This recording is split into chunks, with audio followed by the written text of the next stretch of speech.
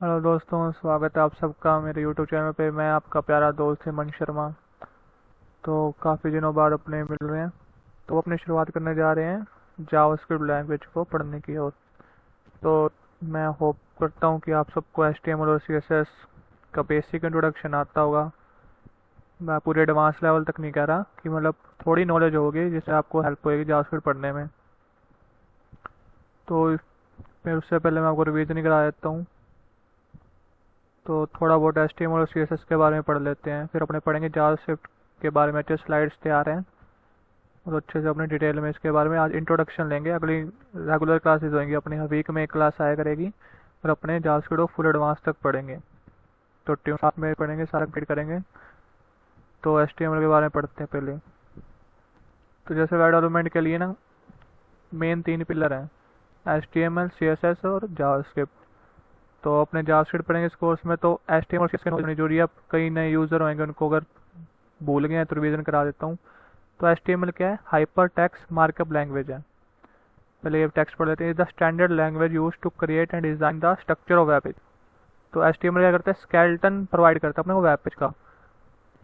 जैसे कि इसके अंदर क्या होता है? टैग्स होते हैं, H1 P टैग। आप रिकॉल कर पा रहे होगे अगर आपने पढ़ी हुई है तो। Video tag, image tag. तो ये स्केलेटल तैयार करता है कि हेडिंग क्या रहेगी इसकी, पैराग्राफ कौन कौन सा कंटेंट रहेगा, इमेजेस कौन कौन सा कंटेंट रहेगा, वीडियोस कहाँ पर रहेगी। ये सारा एक स्केलेटन तैयार कर देता है। अपने को ब्राउज़र को बताता है कि अपने ये जो ऐड कर रहे हैं कंटेंट वेबसाइट में, ये क्या है, एडिंग है, पैराग्राफ है। इसको प्री डिफाइन कर देते हैं, प्री डिफाइन ब्राउज़र को बता देता है। तो इसको हाइपर टेक्स्ट मार्कअप लैंग्वेज कहते हैं। कि हाइपर टेक्स्ट मतलब जैसे लिंक वगैरह, नेविगेशन हो गया, इसमें ये लिंक्स भी प्रोवाइड होते हैं। और मार्कअप मतलब एनोटेशन या फिर टैग्स जो यूज़ करते हैं, P tag, H1 tag, image tag, जो उसको एनोट करते हैं कि ये किस काम के लिए यूज़ हो रहा है, प्री डिफाइन कर देते हैं। और ये लैंग्वेज तो है क्योंकि सेट ऑफ रूल्स को फॉलो करती है ये। तो यही था। की फीचर क्या है इसके देख लेते हैं। Structure of web page, organize content in elements like header, paragraph, list and section. SEO friendly बना देती है। हेडिंग अलग कर देती है, पैराग्राफ अलग कर देती है, पहले से प्री डिफाइन बता देती है। इसके कुछ एट्रीब्यूट्स होते हैं, हर एक टैग के एट्रीब्यूट्स है जो एक्स्ट्रा इन्फॉर्मेशन प्रोवाइड कराते हैं। जैसे कि वीडियो के लिए HRF होता है, इमेजेस के लिए SRC हो गया। तो ये बेसिक बिल्डिंग ब्लॉक है वेब डेवलपमेंट के लिए, जो जिसके बाद अपने अप्लाई करते हैं CSS। HTML पे लेकर यूज़ करेंगे, उसके बाद ही CSS अप्लाई करते हैं अपने।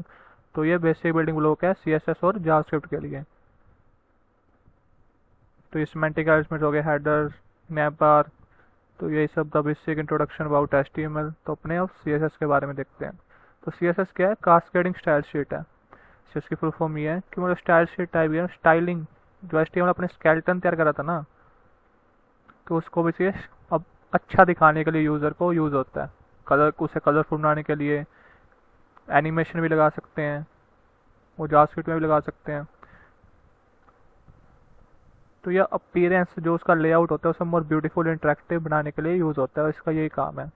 और रिस्पॉन्सिव में भी बहुत अच्छा काम करता है ये। तो इसके की फीचर बढ़ देते हैं। स्टाइलिंग के लिए अपने बात कर ली, फॉन्ट मार्जिन। ये आपको, अगर आपने पढ़ रखा तो आपको समझ आ रहा होगा। तो ये फास्ट इंट्रोडक्शन है। लेआउट के लिए होता है, फ्लेक्स बॉक्स होते हैं, मतलब अरेंज करने के लिए एलिमेंट्स को ब्राउज़र में, विंडो में। रिस्पॉन्सिव डिज़ाइन के लिए इसके पास होते हैं, की फ्रेम्स वगैरह यूज़ कर सकते हैं। Selectors, different different target element, जैसे किसी टैग को सिलेक्ट करना है तो ID, क्लास, उसके टैग नेम से भी यूज़ करते हैं। तो और इसके हायरार्की होती है, मतलब इनलाइन, इंटरनल। 3 तरीकों से अपने CSS को यूज़ कर सकते हैं। एक तो इनलाइन, इंटरनल, एक्सटर्नल। तो डेप्थ में नहीं जाएंगे, अब बेसिक इंट्रोडक्शन था। तो अपने पहले स्लाइड्स की तरफ जाते हैं, फिर बाद में फिर से आएंगे वाई नीड ऑफ CSS। इसको अच्छे से पढ़ेंगे। स्लाइड्स की तरफ चलते हैं। तो जा ये अपनी आज की क्लास है, इंट्रोडक्शन जावास्क्रिप्ट को समझने के लिए। ये जो बिग पेन है इसको मैं ऊपर कर देता हूँ।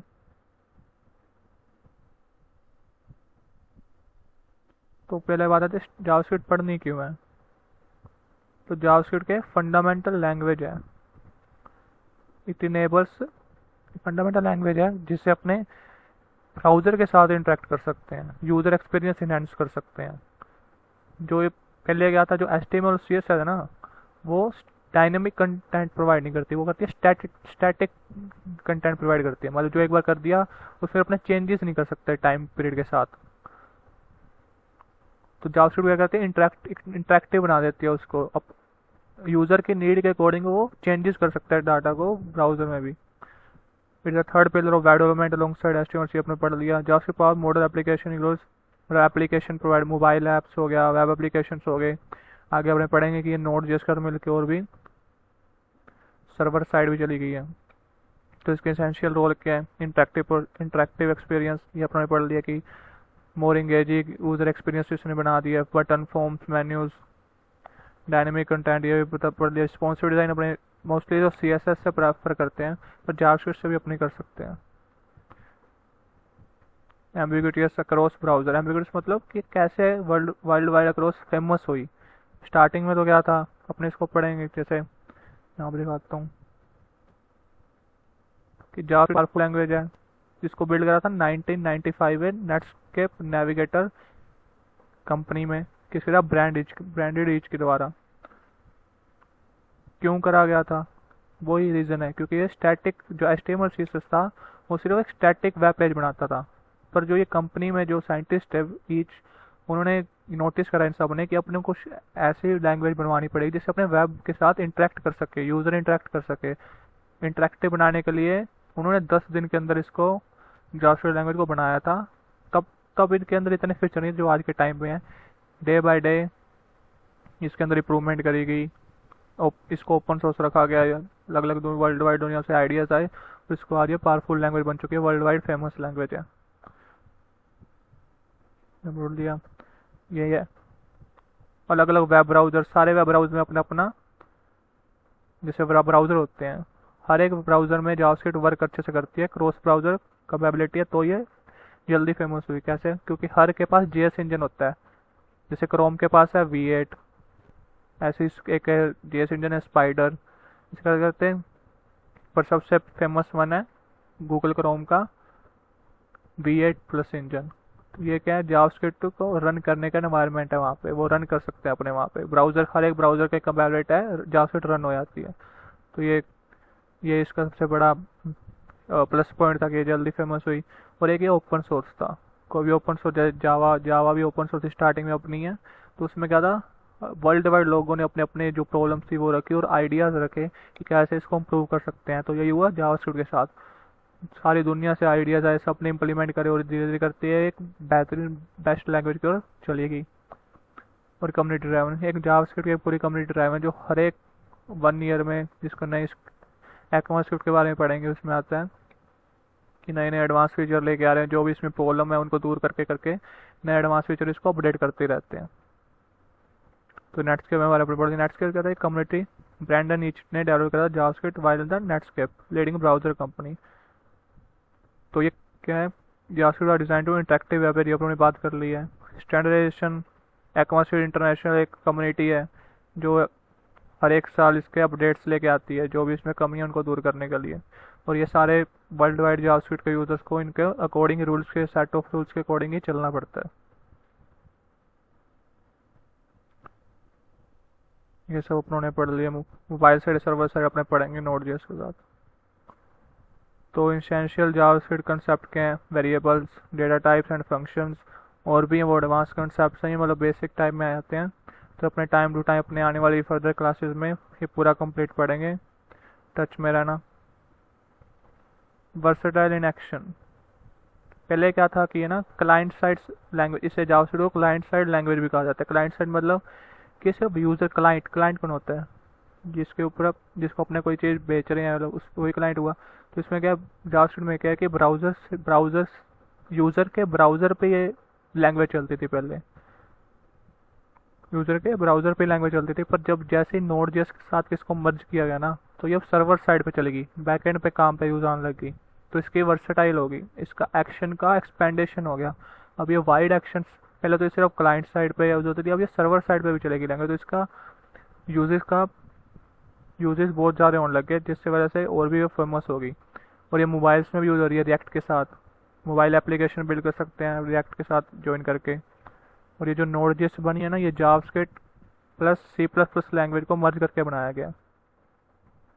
नोड.js को रन एनवायरनमेंट भी कहते हैं जावास्क्रिप्ट का, कि ये ब्राउज़र के बाहर भी अपने इसको यूज़ कर सकते हैं। और ये फ्यूचर ऑफ जावास्क्रिप्ट क्या है कि वेब असेंबली इंटीग्रेशन क्या होता है कि जैसे जावास्क्रिप्ट है वो थोड़ी ना कंपैरेटिवली स्लो है एग्जीक्यूशन में, क्योंकि कंपाइलेशन और इंटरप्रिटेशन दोनों यूज़ करती है, पर थोड़ा एग्जीक्यूशन इसका स्लो रहता है।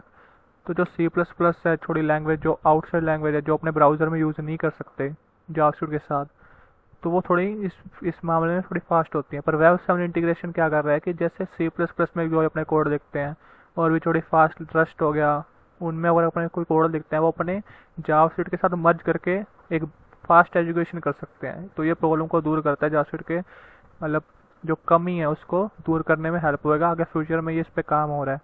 इनहेंस सिक्योरिटी फीचर्स, जावास्क्रिप्ट के थोड़ा सिक्योरिटी में इसके थोड़े इश्यूज रहे हैं स्टार्टिंग में, पर टाइम टू टाइम इसके ऊपर वर्क होता जा रहा है। अब तक बहुत बेहतर हो चुकी है और आगे इस पर भी काम चल रहा है। अब एआई, आपको पता है एआई और मशीन लर्निंग का टाइम चल रहा है, तो जावास्क्रिप्ट को एआई और मशीन लर्निंग के साथ भी यूज़ करने का सोचा जा रहा है। इसके साथ पूरा एक मॉडल तैयार हो रहा है इसको पूरा इंटीग्रेट करने के लिए। तो ये तो अपना स्लाइड का वर्क।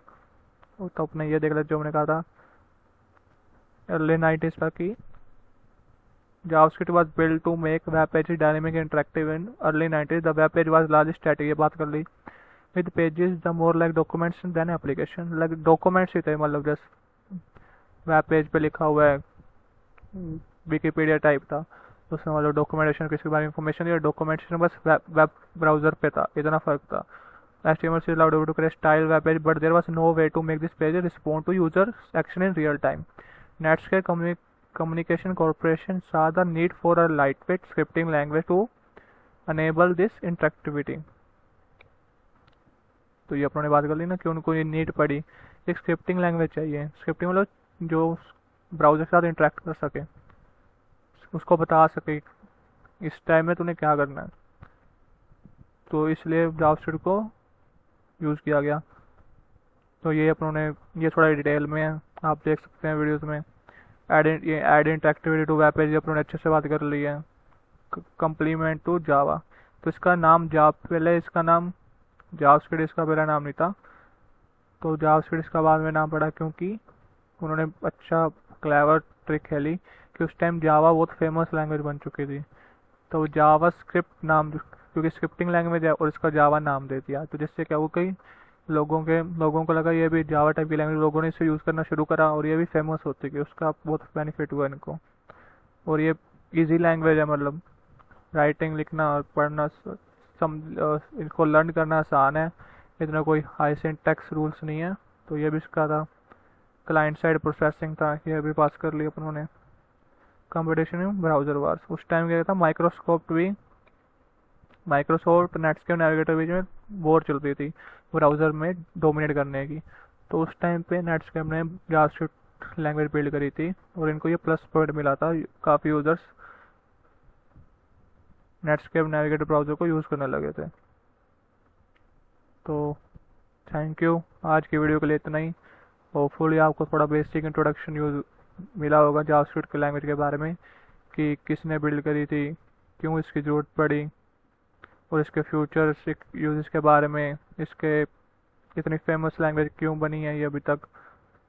तो अगले वीडियो में अपने इसके थोड़े ब्राउज़र की और इंटरेक्टिव पार्ट के ऊपर थोड़ा इंट्रोडक्शन लेंगे, या फिर अपने वेरिएबल से भी स्टार्ट कर सकते हैं।